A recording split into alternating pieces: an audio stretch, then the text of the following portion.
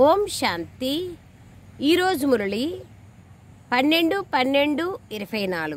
12 + 12 = 24. Date బాగుంది.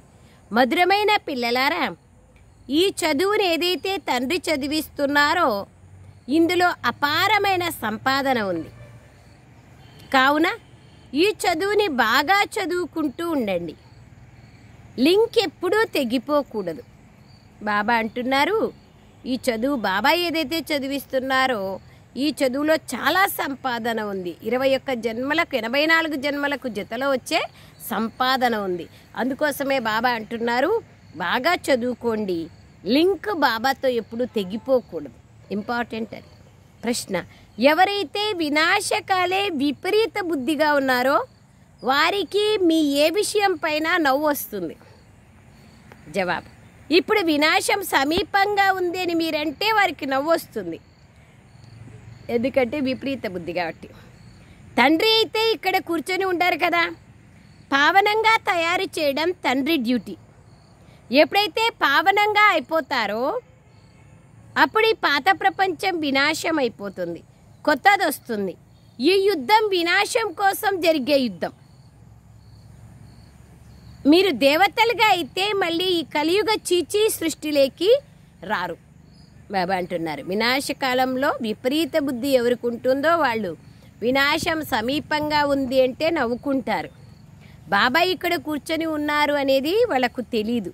పావనంగా చేయడానికి వచ్చినారు బాబా, ఇది బాబా యొక్క డ్యూటీ అనేది మాత్రం మీకు మాత్రమే తెలుసు. ఎప్పుడు మీరు పావనంగా అయిపోతారో అప్పుడు ఈ పాత ప్రపంచం అంతమైపోతుంది. పావనమైన మనకు మళ్ళీ పావనమైన ప్రపంచమే కావాలి కదా, అందుకోసం మనం పావనమైపోతే మళ్ళీ ఈ చీచీ ప్రపంచంలోకి రాం. ఓం శాంతి. ఆత్మిక తండ్రి కూర్చొని ఆత్మిక పిల్లలకు అర్థం చేస్తున్నారు. మేము చాలా అవివేకులుగా అయిపోయామని పిల్లలు భావిస్తున్నారు. మాయా రావణుడు అవివేకులుగా చేసేస్తాడు. కొత్త సృష్టి స్థాపన జరగాల్సినప్పుడు తండ్రి తప్పకుండా రావాల్సిందేనని కూడా పిల్లలు భావిస్తారు. బ్రహ్మ ద్వారా స్థాపన, విష్ణువు ద్వారా పాలన, శంకరుని ద్వారా వినాశం అన్న 3 చిత్రాలు కూడా ఉన్నాయి. ఎందుకంటే చేయువారు మరియు చేయించువారు బాబాని, శివబాబాని. బ్రహ్మ ద్వారా స్థాపన చేయిస్తున్నారు, విష్ణువు ద్వారా పాలన, శంకరుని ద్వారా వినాశం. వాస్తవంగా ఆలోచన చేస్తే శంకరుడు అనేది లేదు. మనం 3వ కన్ను తెరిస్తే మనలో ఉండేటువంటి చెడు సమాప్తమైన దానికి వాళ్ళు శంకరుడు, 3వ కన్ను తెరిస్తే ప్రపంచం వినాశం అవుతుందంటారు. మళ్ళీ విష్ణువు అనేటువంటి స్వరూపమే లేదు. బ్రహ్మనే విష్ణువుగా అవుతారు, విష్ణువే బ్రహ్మగా. విష్ణువు అంటే లక్ష్మీనారాయణ యొక్క కంబైన్డ్ స్వరూపమే సత్యుగంలో పాలన చేస్తారు. కాబట్టి బ్రహ్మ బాబా యొక్క సంపూర్ణ బ్రహ్మ, అవ్యక్త బ్రహ్మ యొక్క స్వరూపము, ఫరిస్తా స్వరూపం మాత్రమే సూక్ష్మతంలో ఉంటుంది. ప్రపంచంలో వారికి అర్థమయ్యేందుకు బాబా ఈ విధంగా తెలియచేస్తారు. సో బాబా అంటారు, ఎందుకంటే చేయువారు మరియు చేయించువారు బాబానే. తాను స్వయం చేస్తూ మరియు చేయించువారు వారొక్కరే. మొదట ఎవరి పేరు వస్తుంది? వారిని చేయువారు మరియు చేయించువారు అని అంటారు కదా. బ్రహ్మ ద్వారా కొత్త ప్రపంచ స్థాపన చేయిస్తున్నారు. మన కొత్త ప్రపంచం ఏదైతే ఉందో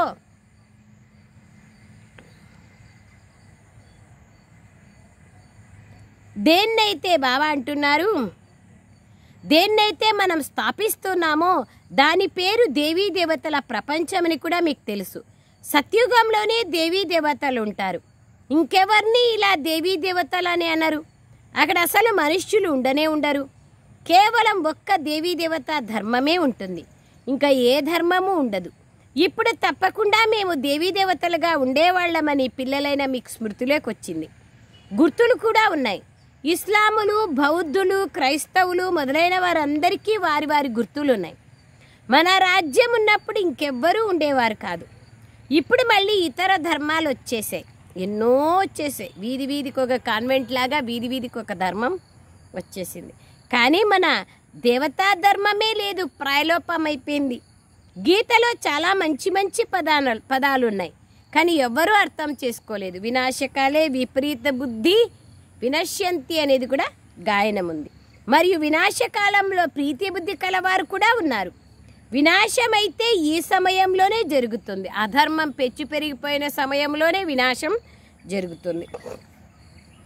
తండ్రి సంగమయుగంలోనే పరివర్తన జరిగే సమయంలో వస్తారు.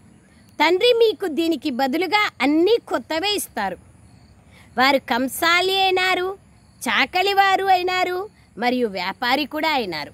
బాబా కంసాలి బంగారు పని చేస్తారు, చాకలి వాళ్ళు మన ఆత్మకు పట్టిన మలినాన్ని శుభ్రం చేస్తున్నారు, మరియు వ్యాపారస్తుడు జ్ఞానరత్నాల వ్యాపారస్తుడు మన దగ్గర ఉన్న చెడుని తీసుకుంటారు, మనకు లెక్కలేనంత ఇస్తారు. ఏ ఒక్కరో ఆ తండ్రితో వ్యాపారాన్ని చేస్తారు. ఈ వ్యాపారంలో అయితే అపారమైన లాభం ఉంది, లెక్కలేనంత లాభం. అక్కడ నష్టం జరగచ్చు కానీ ఇక్కడ మాత్రం నష్టం జరగదు. చదువులో ఎంతో లాభం ఉంటుంది. చదువు సంపాదనను కలిగిస్తుందని మహిమ కూడా చేయడం జరుగుతుంది. అది కూడా జన్మ జన్మాంతరాల కోసం సంపాదన జరుగుతుంది. కావున ఇటువంటి చదువుని బాగా చదువుకోవాలి కదా. మరియు నేను చాలా సహజంగా చదివిస్తున్నాను. కేవలం ఒక వారం అర్థం చేసుకొని ఆ తర్వాత మళ్ళీ ఎక్కడికైనా వెళ్ళిపోండి, మీ వద్దకు చదువు వస్తూనే ఉంటుంది, అనగా మురళి లభిస్తూనే ఉంటుంది. తద్వారా మళ్ళీ ఎప్పుడూ లింక్ తెగిపోదు.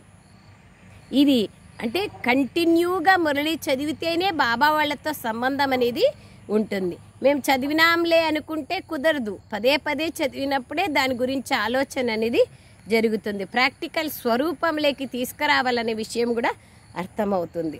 ఇది ఆత్మలు పరమాత్మతో కలుపుకునే లింక్. గీతలో కూడా ఈ పదాలు ఉన్నాయి.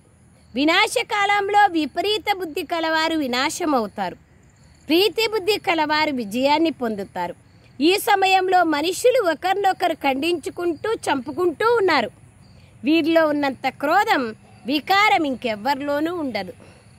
ద్రౌపది పిలిచింది అనే గాయనం కూడా ఉంది. మీరందరూ ద్రౌపదిలేనని బాబా అర్థం చేయించారు.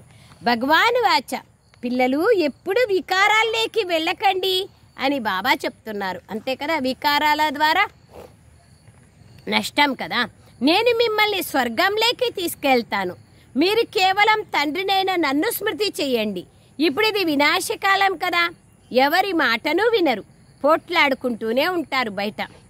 శాంతిగా ఉండండి అని వారికి చెప్పినా కానీ శాంతిగా ఉండనే ఉండరు. తమ పిల్లలు మొదలైన వారితో విడిపోయి యుద్ధ మైదానంలోకి వెళ్ళిపోతారు.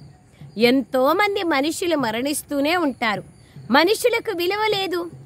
ఏదైనా విలువ ఉంటే, మహిమ ఉంటే దేవీదేవతలదే ఉంటుంది. ఇప్పుడు మీరు ఇలా తయారయ్యేందుకు పురుషార్థం చేస్తున్నారు. నిజానికి మీ మహిమ ఈ దేవతల కన్నా ఉన్నతమైనది. ఇప్పుడు మిమ్మల్ని తండ్రి చదివిస్తున్నారు. ఇది ఎంత ఉన్నతమైన చదువు! చదువుకునేవారు అనేక జన్మల అంతిమంలో పూర్తిగా తమోప్రధానంగా ఉన్నారు. నేనైతే సత్వప్రధానంగానే ఉంటాను. బాబా సత్వప్రధానం తమోప్రధానం అనేటువంటి దాంట్లోకే రారు. ఆయన సదా పవిత్రులు. నేను పిల్లలైన మీకు వినమ్రుడైన సేవకుడిగా వచ్చాను. నిన్న కూడా బాబా ఏమన్నారు? నేను మీకు సేవకుణ్ణి అన్నారు. I am your obedient servant సేవకుణ్ణి. మీరు ఎంత అశుద్ధంగా అయిపోయారు ఒక్కసారి ఆలోచించండి. మళ్ళీ బాబాయే మనల్ని మహిమా యోగ్యులుగా తయారు చేస్తారు. భగవంతుడు కూర్చొని మనుషులను చదివించి ఎంత ఉన్నతంగా తయారు చేస్తున్నారు. నేను అనేక జన్మల అంతిమంలో మిమ్మల్ని అందరినీ తమోప్రధానుల నుండి సత్వప్రధానులుగా తయారు చేసేందుకు వచ్చాను అని స్వయం తండ్రి చెప్తున్నారు. ఇప్పుడు నేను మిమ్మల్ని చదివిస్తాను. నేను మిమ్మల్ని స్వర్గవాసులుగా తయారు చేస్తాను. మళ్ళీ మీరు నరకవాసులుగా ఎలా అయ్యారు? ఎవరు తయారు చేశారు అని బాబా అడుగుతున్నారు. వినాశకాలంలో విపరీత బుద్ధి కలవారు వినాశం అవుతారు, ప్రీతి బుద్ధి కలవారు విజయులుగా అవుతారనే గాయనం కూడా ఉంది. మళ్ళీ ఎంతెంతగా ప్రీతి బుద్ధి కలవారిగా ఉంటారో, అనగా చాలా స్మృతి చేస్తారో అంతగా మీకే లాభం. ఇది యుద్ధ మైదానం కదా. గీతలో ఏ యుద్ధాన్ని గురించి తెలియచేయబడిందో ఇది ఎవ్వరికీ తెలియదు. వారైతే కౌరవులు మరియు పాండవుల యుద్ధాన్ని చూపించారు. కౌరవ సాంప్రదాయం మరియు పాండవ సాంప్రదాయం కూడా ఉన్నాయి, కానీ యుద్ధం అంటూ ఏదీ లేదు. ఎవరైతే తండ్రిని తెలుసుకుంటారో వారినే పాండవులు అంటారు. వారికి తండ్రి పైన ప్రీతి ఉంది, ఎవరు వాళ్ళు? మనమే కదా. బాబా పైన ప్రీతి బుద్ధి కలిగిన వాళ్ళు సత్యమైన పాండవులు మనం. ఎవరైతే తండ్రితో విపరీత బుద్ధి కలిగి ఉంటారో వారే కౌరవులు. అర్థం చేసుకోవాల్సిన ఈ పదాలైతే చాలా మంచిగా ఉన్నాయి. ఇప్పుడు ఇది సంగమ యుగం, కొత్త ప్రపంచ స్థాపన జరుగుతోందని పిల్లలైన మీకు తెలుసు. బుద్ధిని ఉపయోగించాలి. ఇప్పుడు ప్రపంచం ఎంత పెద్దగా ఉంది, విస్తారంగా ఉంది. సత్యుగంలో ఎంత కొద్దిమంది మనుషులు ఉంటారు. ఎక్కడ 850 కోట్ల మంది, ఎక్కడ 9 లక్షలు. సత్య త్రేతాయుగాలు కలిపి 33 కోట్లే. చాలా చిన్న వృక్షం ఉంటుంది. అదే వృక్షం పెద్దదై పెద్ద విస్తారంగా మారిపోతుంది. మరి వృక్షంలాగా మనిషి సృష్టి రూపీ తలక్రిందుల వృక్షం ఎలా ఉంటుందో ఎవ్వరూ అర్థం చేసుకోలేరు. దీన్ని కల్పవృక్షం అని అంటారు. వృక్ష జ్ఞానం కూడా కావాలి కదా. భజతాం కల్పవృక్షాయ నమతాం కామధేనువే అంటారు. కల్పవృక్ష జ్ఞానమే తెలీదు. ఇతర వృక్షాల జ్ఞానమైతే చాలా సహజం, వెంటనే చెప్పేస్తారు. దానికి ఒక శాస్త్రం ఉంది కదా, బయాలజీ ఉంది కదా, ఖగోళ శాస్త్రం ఉంది, భూగర్భ శాస్త్రం ఉంది, వృక్ష శాస్త్రం ఉంది, జియాలజీ జంతు శాస్త్రం ఉంది, అన్నీ ఉన్నాయి అనేకంగా. వృక్ష జ్ఞానానికి కూడా అనేక శాస్త్రాలు పుస్తకాలు ఉన్నాయి, చదువు ఉంది. మనుషులకు తమ వృక్షం గురించి తెలీదు. వేరే వృక్షాల గురించి అయితే అంతా తెలుసుకుంటారు. ఇప్పుడు ఒక చెట్టుని కోస్తే దాంట్లో ఉండే పొరలను బట్టి ఇది ఎన్ని వేల సంవత్సరాలది, ఎంత సంవత్సరాల ఆయుష్ ఉందనేది కనుక్కుంటారు. బాబా అంటున్నారు అవన్నీ కనుక్కుంటారు, కానీ మనుష్య సృష్టి, మనుషులై ఉండి మనుష్య సృష్టి గురించి తెలీదు. చైతన్యమైన వారు ఒక్క బాబానే. తండ్రి సత్యమైన వారు, చైతన్యమైన వారు, జ్ఞానసాగర్లు. వారిలో ఏ జ్ఞానం ఉంది అనేది కూడా ఎవరు అర్థం చేసుకోరు. బాబాయే బీజరూపులు, చైతన్యులు. వారి ద్వారానే మొత్తం రచన అంతా జరుగుతుంది. కావున బాబా కూర్చొని అర్థం చేయిస్తున్నారు. మనుషులకు తమ వృక్షం గురించి తెలీదు. ఇతర వృక్షాల గురించి అయితే బాగా తెలుసుకున్నారు. ఆ వృక్షాల బీజము చైతన్యంగా ఉన్నట్లయితే అవి చెప్పగలవు, కానీ అవి జడం. కావున ఇప్పుడు పిల్లలైన మీరే రచయిత మరియు రచన రహస్యాన్ని తెలుసుకున్నారు. వారు సత్యమైన వారు, చైతన్యమైన వారు, జ్ఞాన సాగర్లు. చైతన్యంగా ఉంటే మాట్లాడగలరు కదా. మనుష్యతను చాలా ఉన్నతమైనది మరియు అమూల్యమైనదిగా మహిమ చేయబడుతుంది. దాని విలువను వర్ణించలేరు.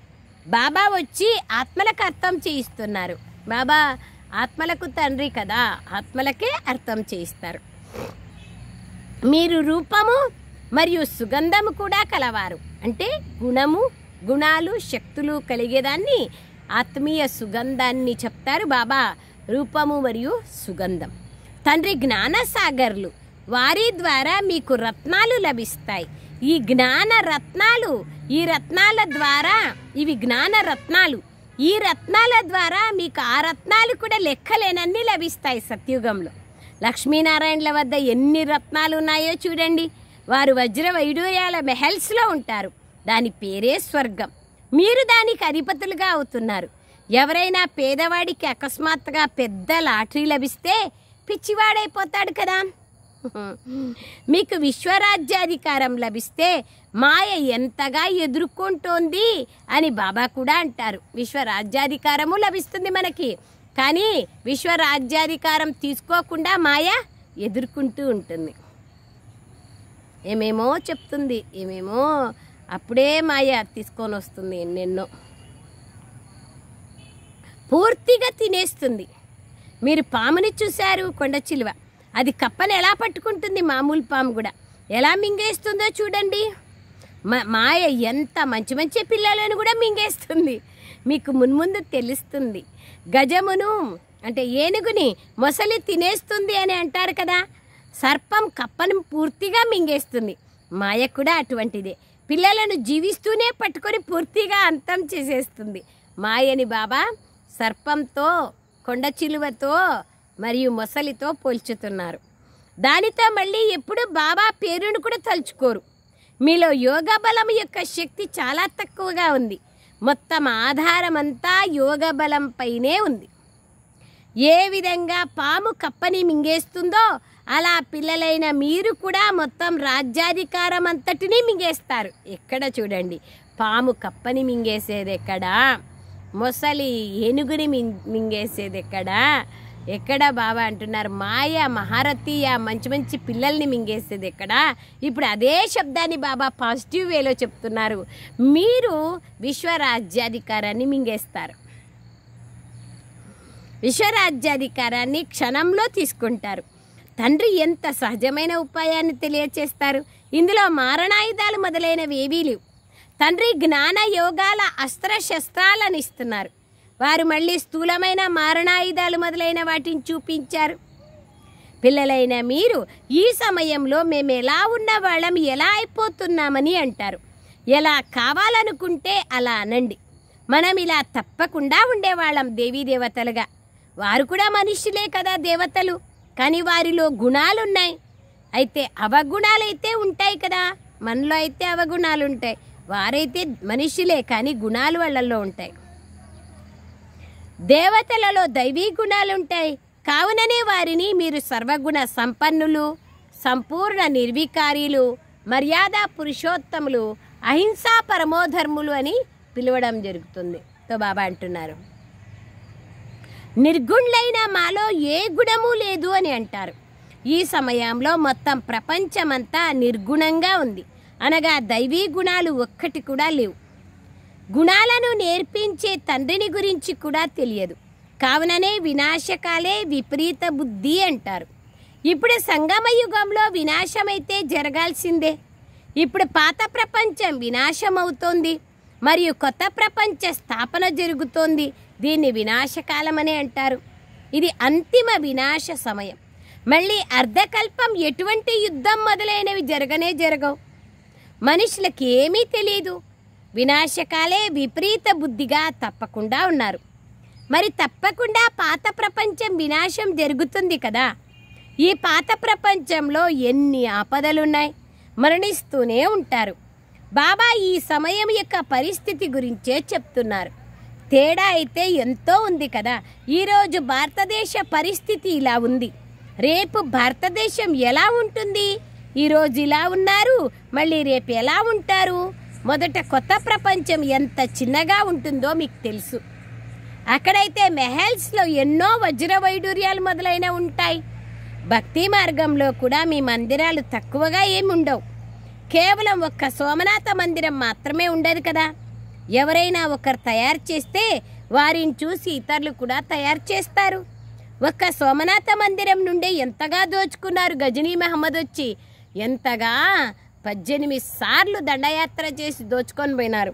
కేవలం ఒక్క సోమనాథ మందిరమే ఉండదు కదా. అప్పట్లో దాని చుట్టుపక్కల కూడా మొత్తం భారతదేశంలో కూడా చాలా వజ్ర వైడూర్యాలు ఉండేటివి. అంతెందుకు 600-800 సంవత్సరాల కిందటే శ్రీకృష్ణదేవరాయల రాజ్యంలో వజ్రాలు వైడూర్యాలు ముత్యాలు పగడాలు రాసులు పోసుకొని చీరలతో అమ్మేవాళ్ళంటే దానికంటే ముందు ఎంత ఇంకా 5000 సంవత్సరాల్లో ఎంత విరివిగా దొరుకుతుంది. ఎవరైనా ఒక తయారు చేస్తే వాటిని చూసి ఇతరులు కూడా తయారు చేస్తారు. ఒక్క సోమనాథ మందిరం నుండే ఎంతగా దోచుకున్నారు. మళ్ళీ బాబా స్మృతి చిహ్నాలను తయారు చేసుకున్నారు. గోడలలో రాళ్ళు మొదలైనవి పొదుగుతారు. ఈ రాళ్లకు విలువ ఎంత ఉంటుంది? చిన్న వజ్రానికి కూడా ఎంతో విలువ ఉంటుంది. బాబా రత్నాకరుడు. ఒక చిన్న వజ్రం ఉండేది, అది 90 రూపాయల విలువ చేసేది బాబా కాలంలో. ఇప్పుడు దాని విలువ 1000 రూపాయల్లో ఉంది. అయినా కానీ దొరకవు. విలువ ఎంతో పెరిగిపోయింది. ఈ సమయంలో విదేశాలు మొదలైన చోట్ల ధనం ఎంతో ఉంది. సత్యుగంతో పోలిస్తే వీటికి విలువే లేదు. భలే ఎంత ధనమున్నా సత్యుగంతో మనం పోల్చుకుంటే అసలు ఈ ప్రపంచంలో మొత్తం అంతా జమ చేస్తే కూడా, ప్రపంచంలో ఉండేదంతా జమ చేస్తే కూడా సత్యుగంలో అసలు సత్యుగం ఎండింగ్లో ఉండేంత కూడా ఉండదు. వినాశకాలంలో విపరీత బుద్ధి కలవారిగా ఉన్నారని బాబా ఇప్పుడు చెప్తున్నారు.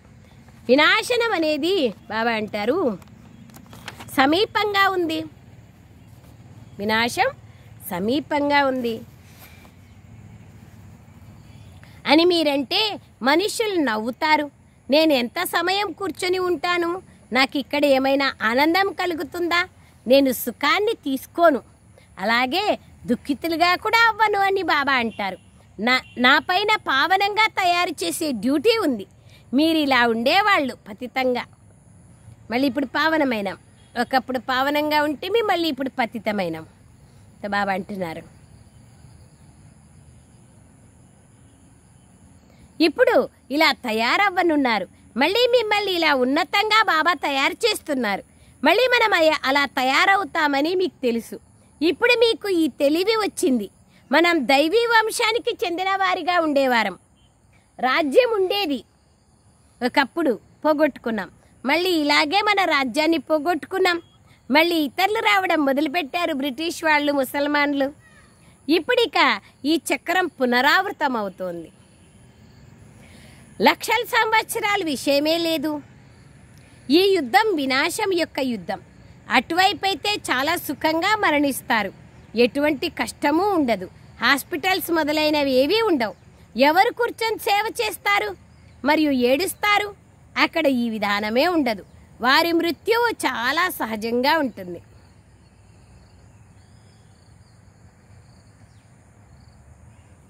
దేవతల మృత్యు. ఇక్కడైతే ఎంత దుఃఖితులవుతారు, ఎందుకంటే మీరు ఎంతో సుఖాన్ని పొందారు కావున మరి దుఃఖాన్ని కూడా చూడాలి కదా. రక్తపు నదులు ఇక్కడే ప్రవహిస్తాయి. వారి ఈ యుద్ధం శాంతమైపోతుందని భావిస్తారు, కానీ అది శాంతం అవ్వదు. బాబా అంటారు, పిల్లికి చెలగాటం, ఎలుకకు ప్రాణ సంగటం. మీరు దేవతలుగా అవుతారు. ఈ కలియుగి చిచి సృష్టి ఇంకా రాదు ఇక్కడికి. మన చిచి సృష్టి మళ్ళీ 5000 సంవత్సరాలకే వచ్చేది. మనము ఈ సృష్టిలో మళ్ళా జన్మ తీసుకో. గీతలో కూడా భగవాన్ వాచ అని ఉంది. వినాశనాన్ని చూడు మరియు స్థాపనని కూడా చూడు అని ఉంది. బ్రహ్మబాబాకి సాక్షాత్కారం చేపించినారు కదా శివబాబా. వినాశనాన్ని చేయించినారు, మళ్ళా సత్యుగ స్థాపన చేయించినారు. అక్కడ కూడా కృష్ణునికి, అర్జునునికి శ్రీకృష్ణుడు వినాశ సాక్షాత్కారము చేయిస్తారు. నువ్వు చంపినా చంపకపోయినా వీళ్ళు చనిపోయే ఉన్నారు, నువ్వు నిమిత్తంగా బాణం కొట్టు, అధర్మం అనేది సమాప్తం అయ్యేదే ఉంది అని చెప్తాడు. అట్లాగే బాబా ఇక్కడ అంటున్నారు, ఇది జరగాల్సే ఉంది. వినాశం అనేది అందరూ పశ్చాత్తాపడాల్సే పడుతుంది. ఆ సమయంలో అందరూ ఏడుస్తారు, ఫలానా వాళ్ళు ఇలా అవుతారని. సాక్షాత్కారాలన్నీ అంతిమంలో జరుగుతాయి. ఏమంటున్నారు బాబా? ఇప్పుడు మనం చేసుకోలేదంటే అంతిమంలో నువ్వు దాసీగా అయిపోతావు, నువ్వు ప్రజల్లోకి వెళ్ళిపోతావు అంటే పశ్చాత్తాపడతాం కదా ఆ టైంలో. అందుకే బాబా అంటున్నారు, ఆ టైంలో పశ్చాత్తాపడితే ఏం చేస్తావు? తప్పకుండా మనకి బాబా అంతిమంలో సాక్షాత్కారం చేయిస్తారు. అప్పుడు చాలా పశ్చాత్తాపం కలుగుతుంది, శిక్షలు అనుభవిస్తారు, పశ్చాత్తాపము కలుగుతుంది. అందుకయ్యే బాబా అంటున్నారు, ఇప్పుడే మేల్కుంటే అప్పుడు శిక్షలు పడవు, పశ్చాత్తాపము ఉండదు. ఇప్పుడు ఎంత భాగ్యాన్ని కావాలనో అంత చేసుకోవచ్చు. తమ భాగ్యాన్ని నిందింప చేసుకుంటారు ఆ టైంలో. అయ్యో నాకు తెలిసి పోగొట్టుకుంటేనే ఎంత గొప్ప భాగ్యం నాకు లభించేది అని ఆ సమయంలో పశ్చాత్తాపడితే ఏం లాభం లేదు. కానీ వారు ఏం చేయగలరు ఆ టైంలో? ఇదైతే 21 జన్మల లాటరీ. స్మృతి అయితే కలుగుతుంది కదా. సాక్షాత్కారాలు జరగకుండా ఎవరికి శిక్షలు లభించవు. మేము చేయలేదంటారు కదా, ఒప్పుకోరు కదా, అందుకే సాక్షాత్కారాలు చేయిస్తారు బాబా. ధర్మాసనం కూర్చుంటుంది కదా. అచ్చా मीठे मीठे सिखलदे बच्चों प्रति मात पिता बाप दादा का याद प्यार और गुड मॉर्निंग. रूहानी बाप की रूहानी बच्चों को नमस्ते.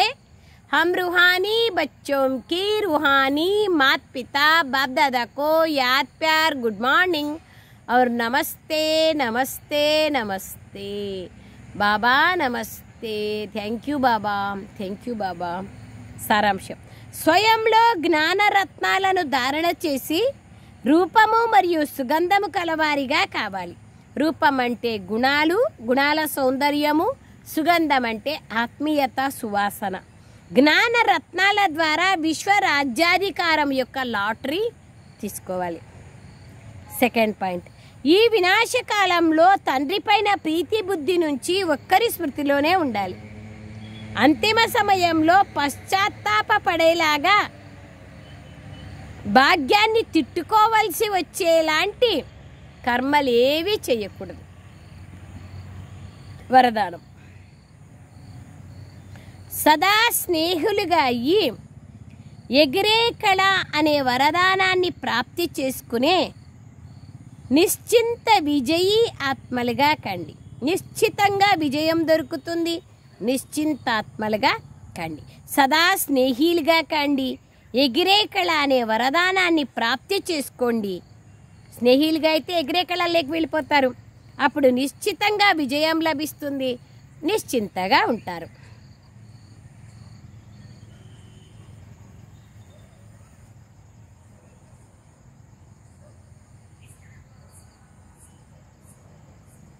వివరణ. స్నేహి పిల్లలకు బాబ్దాదా ద్వారా ఎగిరే కళ అనే వరదానం లభిస్తుంది.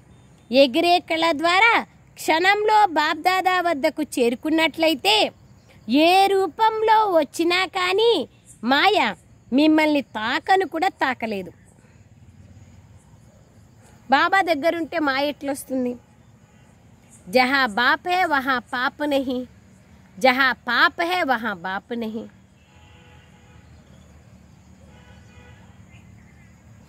బాబా యొక్క ఛత్రఛాయలేకి మాయ నీడ కూడా రాలేదు.